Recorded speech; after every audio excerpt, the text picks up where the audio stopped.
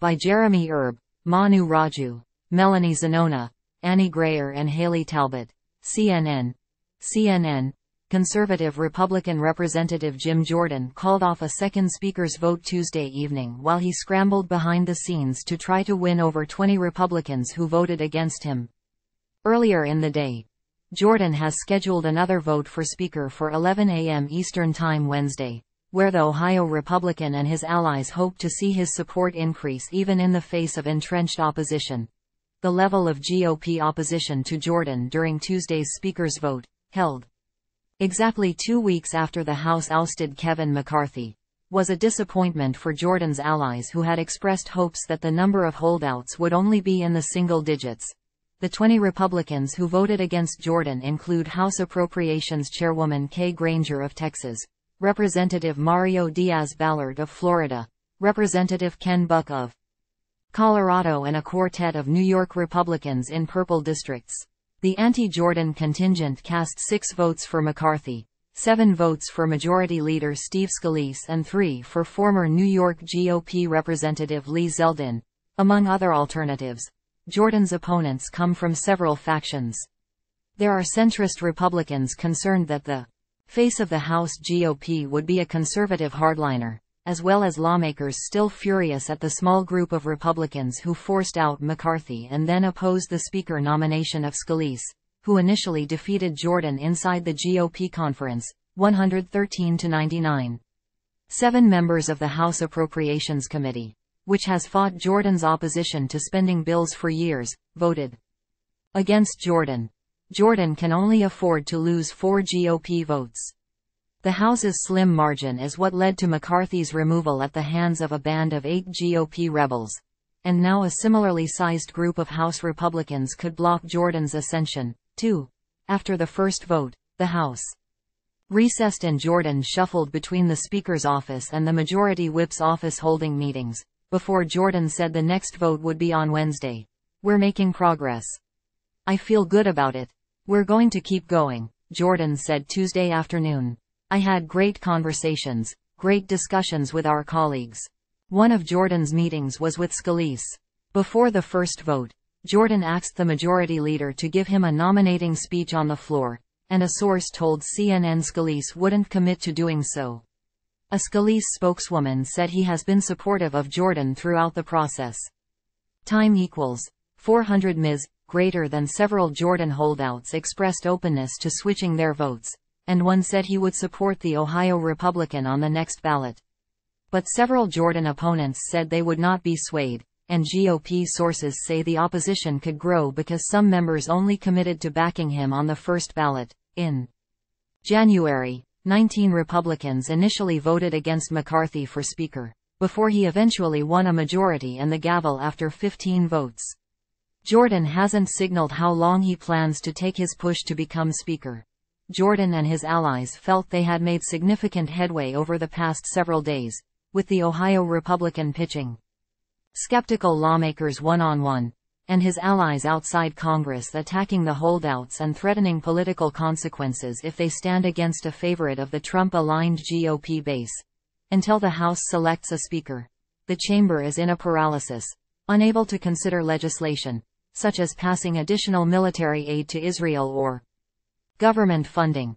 With the threat of a shutdown now 1 month away thanks to McCarthy's 6-week stopgap spending deal that prompted the move against him. If another vote is held, at least one of Jordan's opponents said he would flip. GOP Representative Doug LaMalfa of California, a longtime McCarthy ally who voted for McCarthy on the first ballot, told reporters he will vote for Jordan on the second ballot. "I'm not against him," LaMalfa said of Jordan. "I was for Kevin McCarthy the whole time and I thought the process has been terrible, what has happened to him and the things that he's been held up for. So I'm voting for Jim Jordan because he's a good guy. He's done good work on committee. And we need to move forward with this place today, and get our work done." Rep. John James of Michigan, who voted for Oklahoma Representative Tom Cole for Speaker, said he would be open to supporting Jordan in future rounds of voting and that he planned to speak with him later. "I'm talking with Jim Jordan right now and we're going to work it out," James said, but multiple Republicans said they cannot be moved. In the aftermath of the initial vote, several Jordan opponents called for the House to immediately hold another floor vote for Speaker. GOP Representative Carlos Jimenez of Florida, who voted for McCarthy, said he will never vote for Jordan but would consider voting for other candidates. "I'm not going to be part of a coup," Jimenez said. Rep. John Rutherford of Florida also indicated he would stick with Scalise going forward and believes the party should find a consensus candidate, such as interim Speaker Patrick McHenry. "I think now we're gonna have to find a consensus candidate," he said, adding, "I kind of like Patrick McHenry." Nebraska Representative Don Bacon said Monday that he would oppose Jordan because he can't get past the fact that a small group in our conference violated the rules to get rid of Kevin, and then blocked Steve. A group of centrist New York Republicans, a key bloc of lawmakers in the House, who helped hand the GOP the majority, privately discussed their vote for Speaker for weeks, conferring with one another and weighing the idea of voting as a bloc, sources told CNN.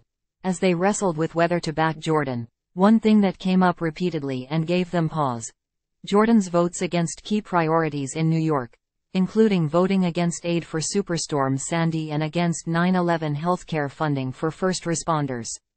Time equals 400 Ms. greater than, but they didn't make a final decision on how they would vote until Tuesday morning, sources said. 4 voted against Jordan.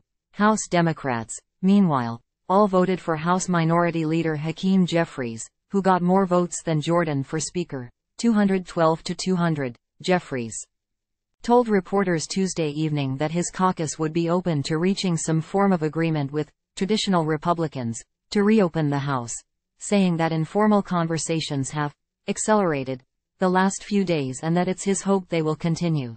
Jeffries said he was open to further empowering interim Speaker Patrick McHenry, a North Carolina Republican. "Our focus right now relates not just to any one individual, but to getting the institution reopened. I have respect for Patrick McHenry. I think he is respected on our side of the aisle. There are a whole host of other Republicans who are respected on our side of the aisle. Jim Jordan is not one of them," he said. Representative Steny Hoyer, the former House Majority Leader, also pointed to the interim Speaker. "People are talking to one another. We've had a House that's now been shut down by the extreme wing of their party," Hoyer said. "One option is we vote for a Speaker that we think would be responsible and effective. We have an acting Speaker that I think wants to be responsible. So, there are a lot of options."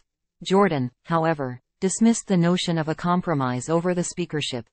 "No one in our conference wants to see any type of coalition government with Democrats," he said. "We've got to have a Speaker, and it can't be some deal with the Democrats. The American people don't want that. They elected Republicans in a majority."